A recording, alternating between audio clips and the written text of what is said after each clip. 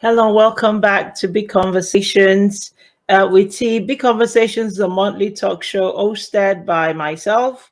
We do current affairs, politics, we do women, and we're about to have Tayo and Dotun to talk about your money.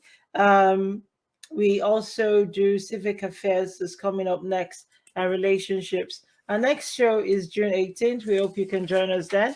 So, without much ado, I'm going to introduce or bring up Tayo and Dotun, and both of them will be talking about your money. Hello. Hi, hi, T. Thanks for having us on this show today. Hi, Tayo. Hi, Dotun. Thank you, Awesome. T, for having us on this show today. It's a pleasure to be with LCCmedia, Ladies Corner Canada, discussing your money, my money, everybody's money, all about the money. The It's all weather about the is money. good.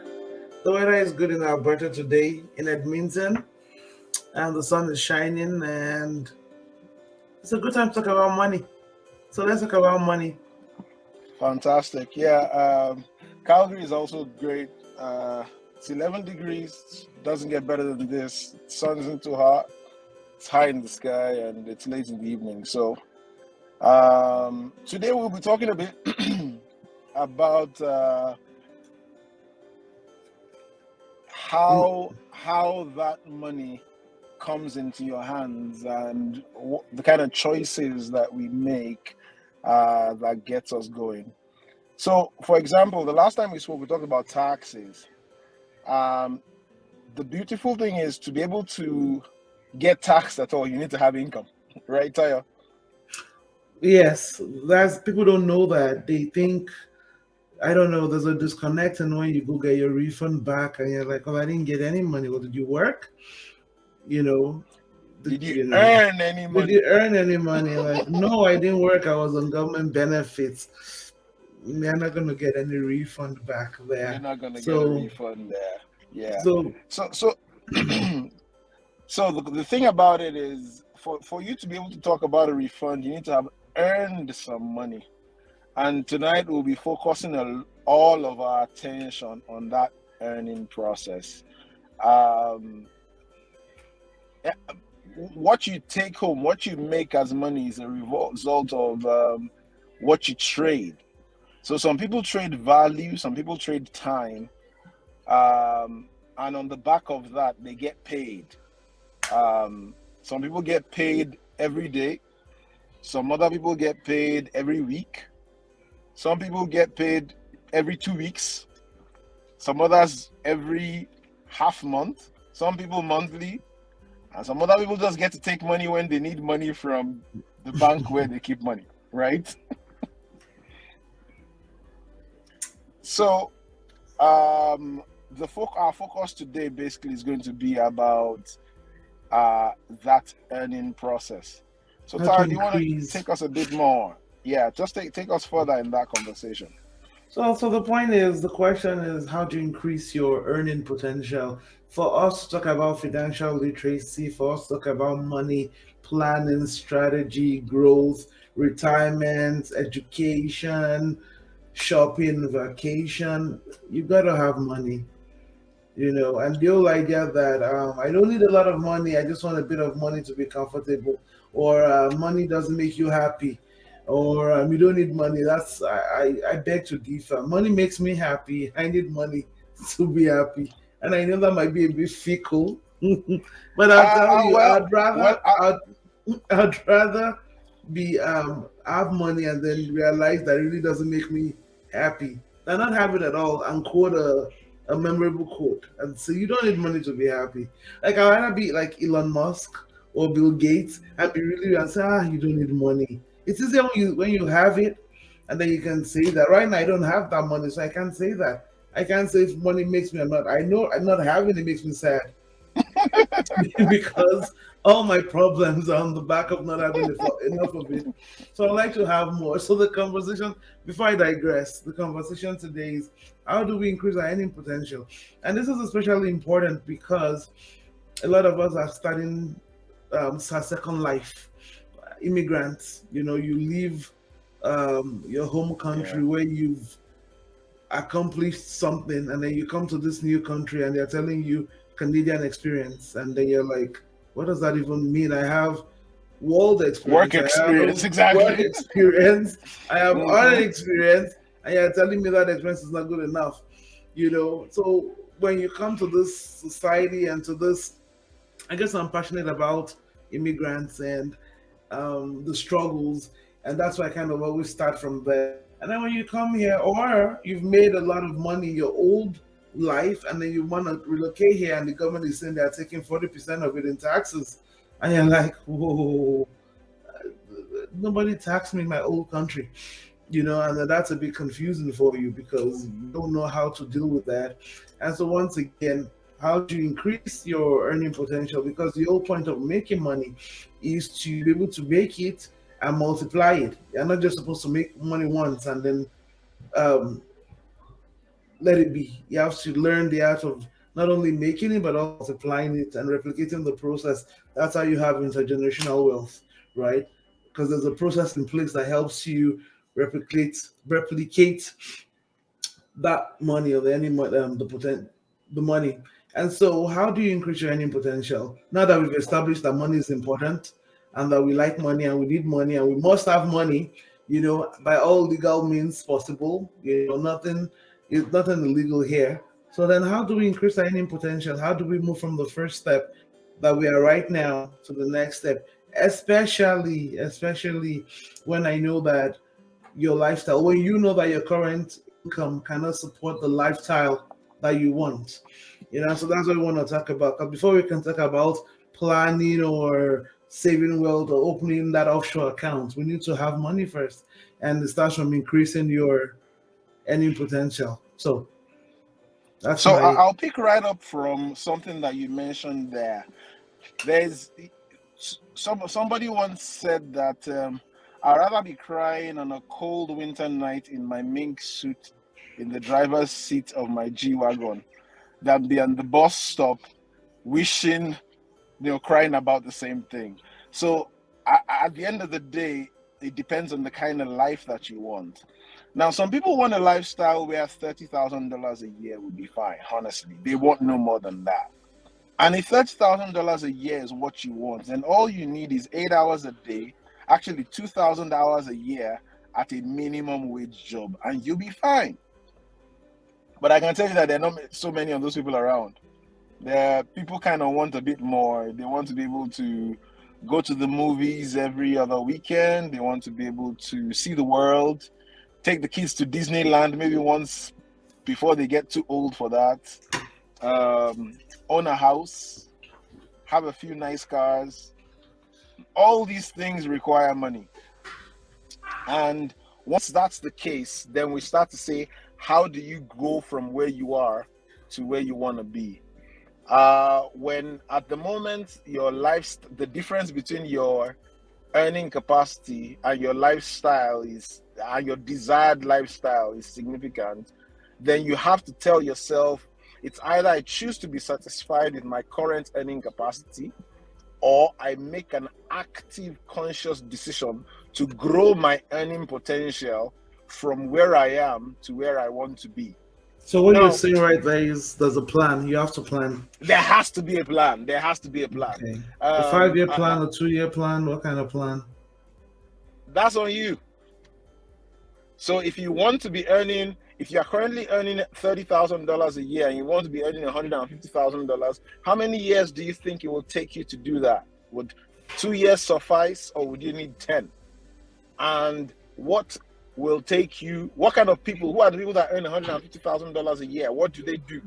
Can you get into that space? What do you need to get into that space?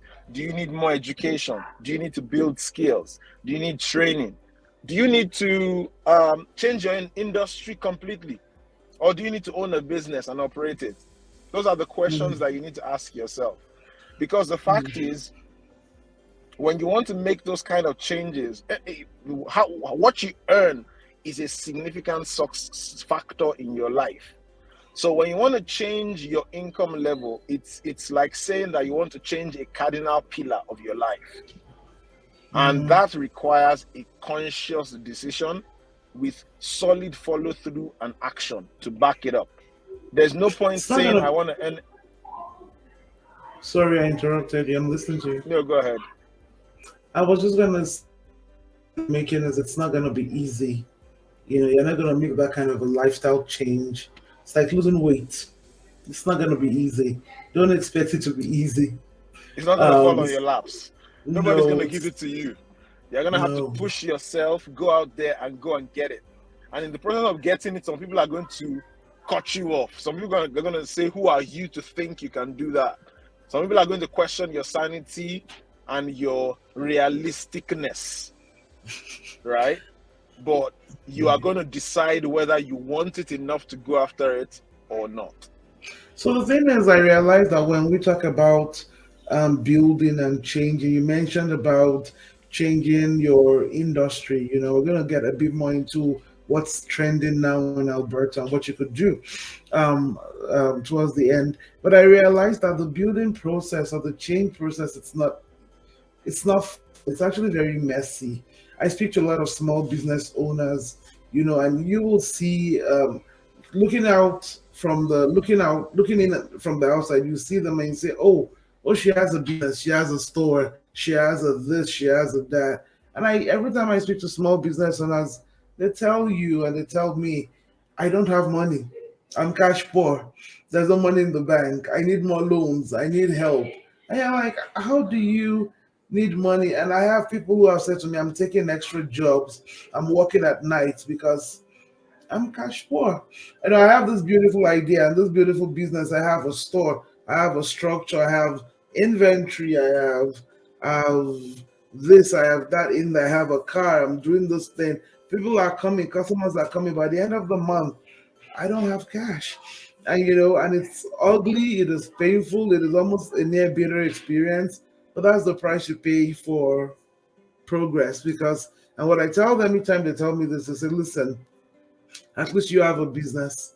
You're not failing. It doesn't look like it's beautiful yet, but when it all comes together, it's going to be beautiful.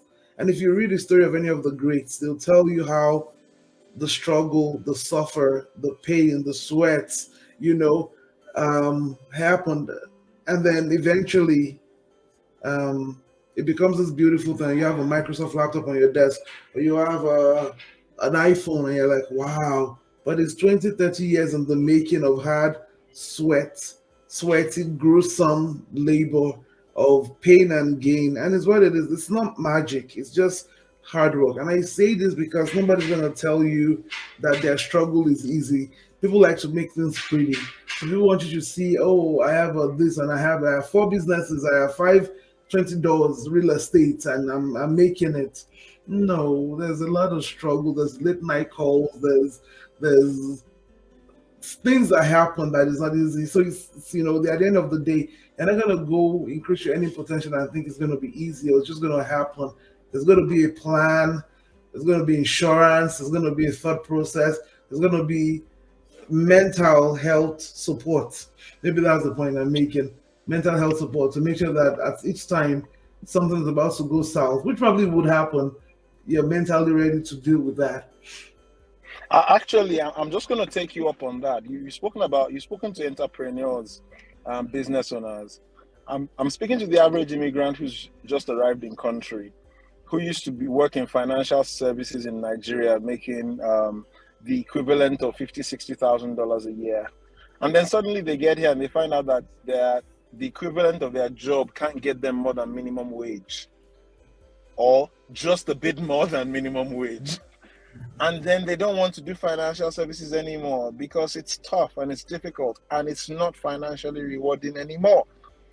So that fellow now has to start with his financial services job and then start to first think about, okay, which industry can I go into where I can get what I am looking forward to build my life in Canada, right? And in the time being, there's still bills to be paid, there's families to feed, there's accommodation to secure, and there's rent to pay.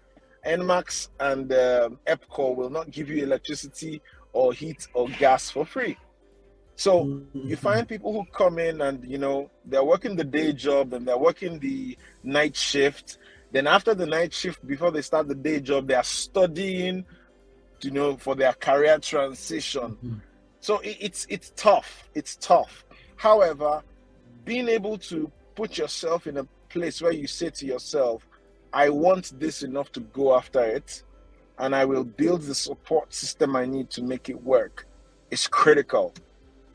Now, if I can push us ahead, jumping into in demand skill sets in Alberta, particularly at the moment, you still have your typical roles. You still have there's still jobs, some jobs for engineers out there. There's still jobs for lawyers and accountants out there.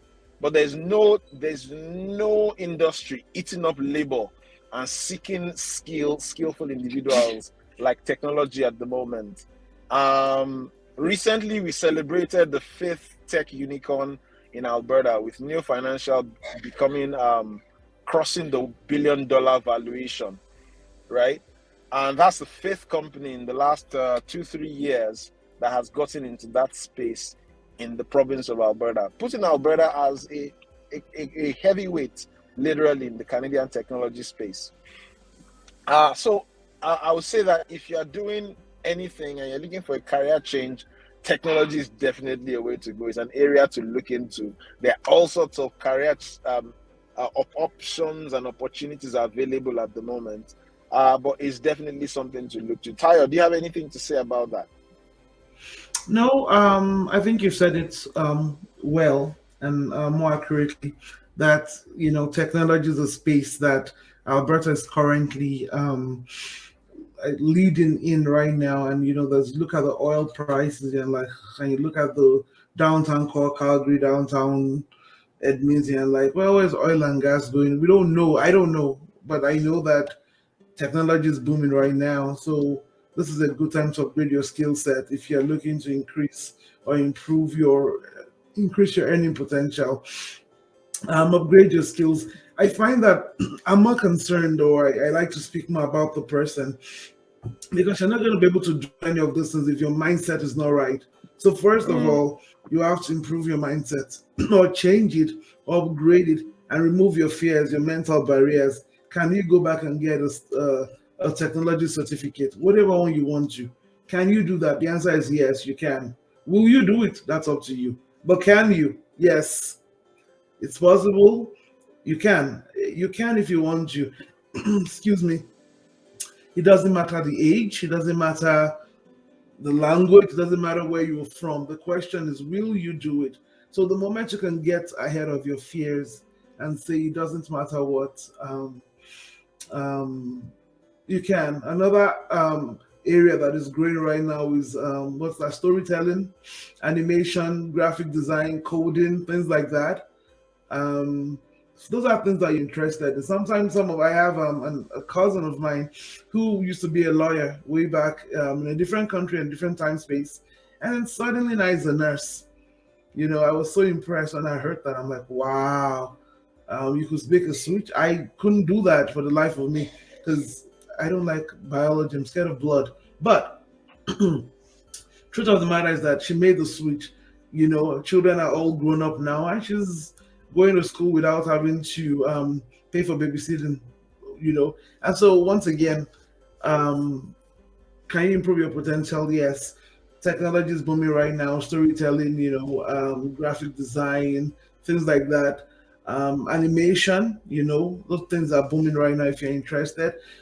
Pick up a website, SATE, Nate, Olds College. I heard a story of somebody who had been in a Greek all their life and then came here to Canada and went back and got a diploma in some agricultural field. And now they're working in a nice position, a really good position, making a decent living in the field of their choice. Once again, they made the choice, they made the plan, they paid the price, right? And that's on there now. So I wrote some things down actually. Data management, those are options available. Public speaking. There's a lot of public speaking gigs available that you can make. That can be a side gig that you could do. Those are things that are trending right now in Alberta. Actually, things that you could do to improve your earning potential. Those are just three that I know.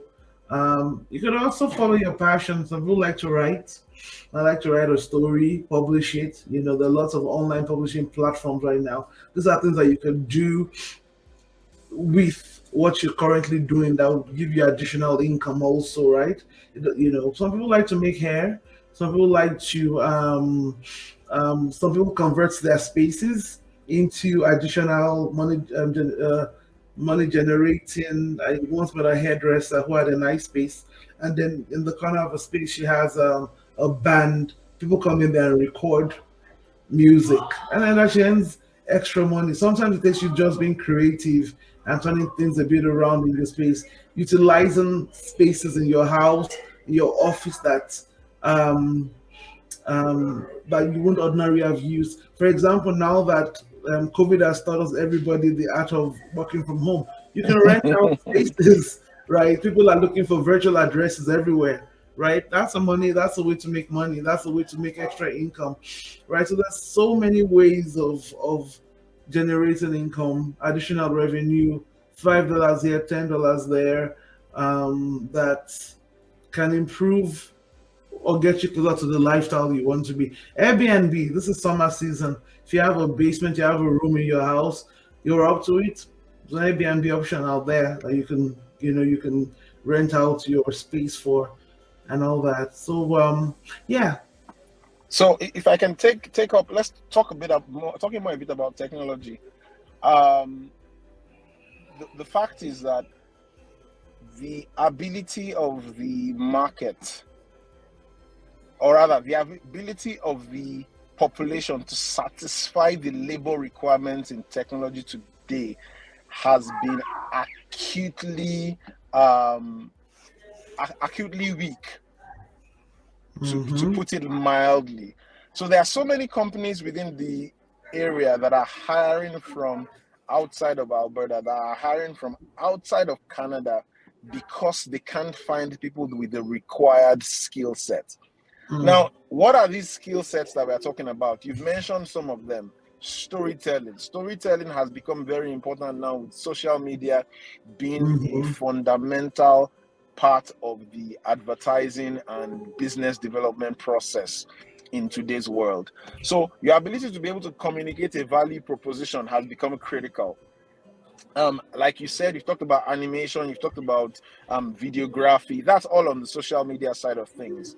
On the core technology development side of things, you'd see develop DevOps, development operations, you see software development, you see application development, you see cybersecurity being very important. All the big technology companies today have been put in a position where a lot of the infrastructure that you can build, hardware, can also be built on the cloud. So it's possible for somebody to sit down on a computer and build up a whole data warehouse using cloud-based resources, build it up, you to use it up and pull it down. So that's where the world is today. Now, what does it take to learn the skills to do that type of work? 6 months, a year of study, personal study, and the networking. I think that's one thing that I've not mentioned so far. Using your networks. Because when you meet people and you're talking to people who are in the area that you are, or the area that you want to be, they'll be able to share opportunities with you that can make a difference in your life, right? So it becomes imperative when you are choosing to change career to look for people that are already in that place that you want to be, and make connections, meet them, introduce yourself to them, have coffee. I love Canada for that. Call somebody, reach out to somebody you've never met before on LinkedIn and say, hey, can I have a virtual coffee? Canadians love to talk. Eight out of 10 would say yes. 8 out of 10 will say yes. 5 out of 10 will meet you in person for coffee, even with COVID. So it's a critical part of your journey to build a network of people who are going to support you in your transition from wherever you are today in your career to where you want to be, so that you can meet these earning desires that you have. But I'd like to go back to the very beginning where we started from. Your lifestyle is something that you want, or rather, your lifestyle is what you want. It is what you have today. Your desired lifestyle is something that you want. And the only way that you can bridge between the two is when you do the work. And doing the work starts from your mind. So your mindset is critical. And that's where I just want to leave it. Tayo, any other words? No, I think you said it best by saying your mindset is critical. It's all in the mind. You win the battle in the mind, and you lose it in the mind. So I guess the takeaway today is the battle of the mind. I think it's our time. I think we've spoken all we can say today, and I see T is back here to tell us. Um, I don't We know if you enjoyed did your this. conversation. Thank you. Thank you for talking about transforming the mind, what you need to do if you need to go back to school to make more money, if you need to it was really comforting though at the start when Tayo said not having money makes her feel sad. I was like, wow. It That touched does. me. Yeah, Being broke is not cute. Nope. I agree. So And well, I hope our listeners have learned that they can do anything they want to do. If they want to change their lifestyle, if they want to make more money, it's all within their reach, especially in Alberta where all things are possible. I want to say thank you to Tayo and to what an amazing team you guys are, and thank you for working together to deliver that great session on your money. We will see you next month, June 18th. Thank you for coming on the show. thank you for You're having welcome. us. Thanks for having You're us. welcome. So, I'd like to say thank you again to Tayo and to Dotun for spending their time and giving us a lot of their wisdom actually about money. When you don't have money, it's true that you're miserable. It can lead to mental problems when you struggle with your finances. And I like the positive spin they put to that. Whatever you need to do to retool, to get yourself back to speed, you need to do that.